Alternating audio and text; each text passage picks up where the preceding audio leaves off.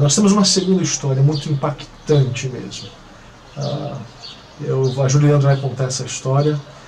Tudo aconteceu porque eu, com os meus esquecimentos, esqueci o meu tablet naquela semana.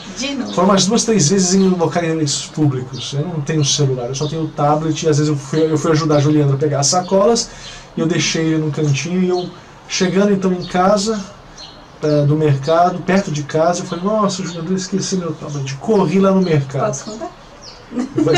Você vai contar. Corri para o mercado. Só que nessa corrida mesmo do mercado, aconteceu algo. Vai lá, Juca. Tudo também iniciou nessa bagunça que começou com o pessoal correndo aos mercados, retirando tudo das prateleiras, os mercados ficando vazios, os clientes reclamando muito, os funcionários muito nervosos com toda aquela situação. Isso foi bem no início, né? E no mercado que eu normalmente faço, né, como a gente não tem carro aqui, eu uso os mercados mais próximos, e tem um mercado que ele é bem mais em conta, embora ele não tenha muita variedade de produtos. Então eu normalmente vou pra lá primeiro, e o que falta aí eu tento em outro. E eu fui pra esse, mas obviamente eu não encontrei uma grande quantidade de coisas. Por exemplo, farinha, não tinha mesmo, isso já faz aí umas 3, 4 semanas.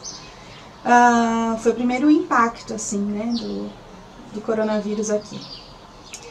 Então eu fiquei com as sacolas, aguardando em frente ao outro mercado, enquanto o Carlos voltava para encontrar o tablet. E eu fiquei ali com todas as sacolas, era uma escadinha, eu fiquei ali. Então parou uma mulher, isso é muito raro alguém parar, mas ela parou.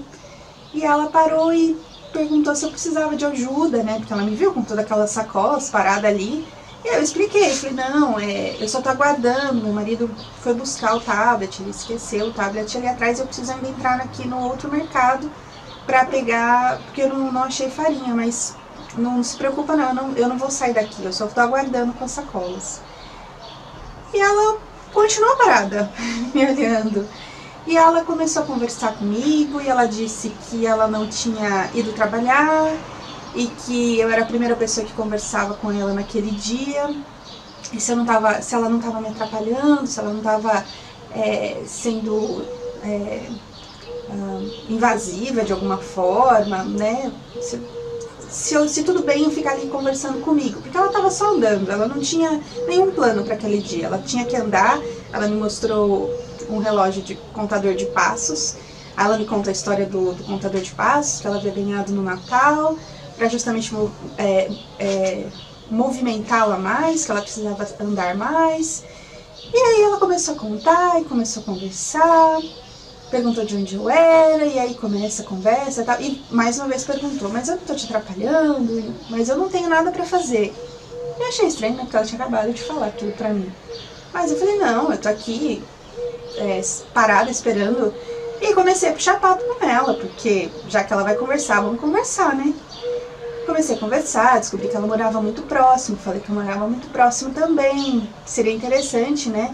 E no fim da conversa, inclusive, consegui que a gente trocasse os contatos.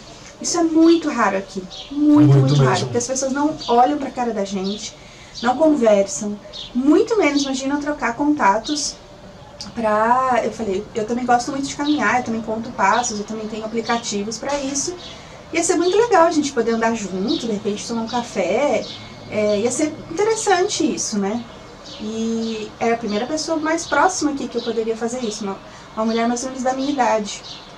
E aí, quando o Carlos chegou, eu fui apresentá-la a ele e tal, e ela começou a repetir várias coisas. Eu achei estranho a repetição que ela fez. E meio que ela não entendeu quem era o Carlos, mas eu tinha acabado de falar pra ela, né? Meu marido foi buscar o tablet. Foi estranho, a gente percebeu que alguma coisa estava esquisita, mas até então apenas achamos esquisito. Exato. Trocamos o contato e acabou a história. E eu mandei mensagens pra ela pelo WhatsApp, tentando combinar para andarmos no parque na segunda-feira. Por enquanto não tinha esse estado de emergência, a gente podia caminhar lá fora tranquilamente. E nós conseguimos realmente ir na segunda-feira. E nesse dia eu achei muito interessante, porque várias questões, né? Primeiro ela cata todos os lixos do chão, ela tem ações repetidas, várias ações repetidas, e ela começou a contar um pouco da história dela. Então a história dela é a seguinte: ela é uma economista de uma grande empresa aqui na Romênia. Uma das maiores multinacionais aqui da... Trabalha com aço, é uma grande empresa. E ela, alguns anos atrás, ela fez uma viagem a Dubai. Lá, nessa viagem, ela provavelmente foi picada por algum animal e desenvolveu uma encefalite.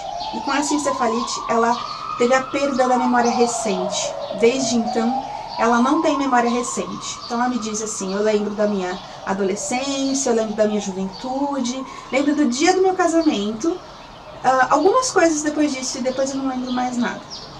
Então, ela disse: eu não sei o que eu fiz hoje de manhã. Se você me perguntar, eu não sei o que eu fiz hoje de manhã. Então, ao longo do caminho, do trajeto, ela conversa com qualquer pessoa. Então, eu não sei se só realmente trabalhou a questão da memória dela, mas ela não tem nenhuma inibição para falar com as pessoas. E isso aqui é algo muito sério, porque as pessoas não são abertas assim para serem abordadas. E muitas pessoas nesse caminho ficam muito tensas e até irritadas com ela. Ela gosta de bebês, então qualquer bebê que passa, ela fala e conversa. E algumas pessoas não gostam, de verdade não gostam. E é nítido o olhar da pessoa, né? E ela não tem essa inibição. Só que ela repete muitas vezes a mesma coisa, porque basicamente de 5 em 5 minutos ela esquece. Agora a pergunta que fica é: como é que essa mulher lembrou quem eu era? Primeira pergunta. Como é que eu continuo agora com essa questão, a gente não consegue caminhar juntas, mas eu continuo mandando mensagens por WhatsApp para ela. A gente continua conversando. Como é que ela lembra ou ela sabe quem sou eu? O dia que eu falei para ela, perguntando a respeito do fechamento das escolas, ela entrou em pânico, porque ela não tinha noção do que estava acontecendo no mundo. Aliás, para falar do filho dela, ela me perguntou em que ano nós estávamos, porque ela tem que fazer as contas para saber a idade do próprio filho. Ela tem um filho de 9 anos. Então eu gostaria muito de pedir oração por esse só um caso. detalhe, né? A Juliandra, ela perguntou por que estávamos aqui. A Juliandra disse para amar pessoas, né? Isso foi algo que de alguma forma marcou, porque quando a Juliandra entrou em contato via WhatsApp com ela viu as mensagens, acabou lembrando da Juliandra e ela questionou: o que você disse que está aqui para amar pessoas, isso é algo muito profundo, eu não entendo. Então é algo que de alguma forma marcou a mente dela e faz com que lembre-se de Juliandra. E agora, então, nós temos esse desafio com ela também. E o jeito como ela expressou, né? Ela falou assim: não sei se é por causa da minha condição física, que eu não consigo entender isso, mas por favor, tenta me explicar o que é isso. E ela quis saber mais. E aí depois no final foi muito interessante o que ela falou, em outras palavras, né? A maneira carinhosa como me portei com ela, ela com certeza se lembraria. Para alguém que não tem a memória, é muito profunda essa frase do ponto de vista de alguém sem memória, né? De lembrar. Então, gostaria que orassem por esse relacionamento, por sabedoria, para manter esse contato com ela nesse tempo agora muito complicado, porque a gente não consegue se encontrar mesmo. E por realmente entendimento dessa condição dela, de como poder ajudá-la nesse momento. E nesse processo de falar de Cristo, que o Espírito Santo de Deus fixe na mente e no coração dela as palavras que são pregadas, né?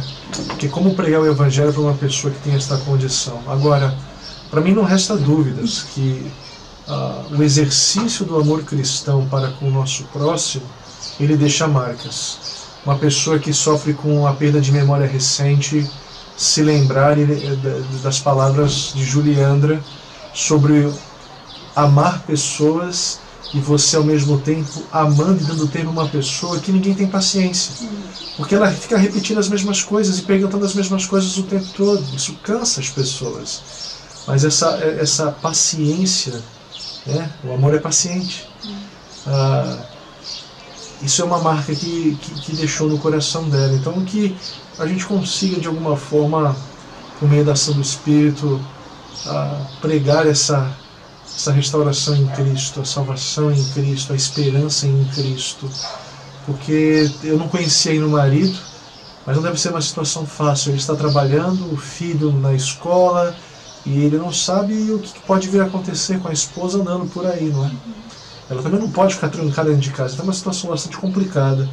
Então eu queria finalizar esse vídeo com esses 2 pedidos de oração. Orem, o nome dela é Adina. Ela sempre me diz uma coisa, ela era conhecida pela memória impecável que ela tinha. Então isso mexeu com a identidade dela, isso tirou dela quem ela era. Algo que a faz sofrer demais, né? É uma pessoa que normalmente está rindo, é uma pessoa que normalmente está feliz, mas em alguns momentos ela entra num olhar perdido de que eu não sei quem eu sou, e ela tem esperança de voltar a trabalhar a qualquer momento. Ela não tem ideia do lapso temporal, do tempo de afastamento que ela tem. Exatamente.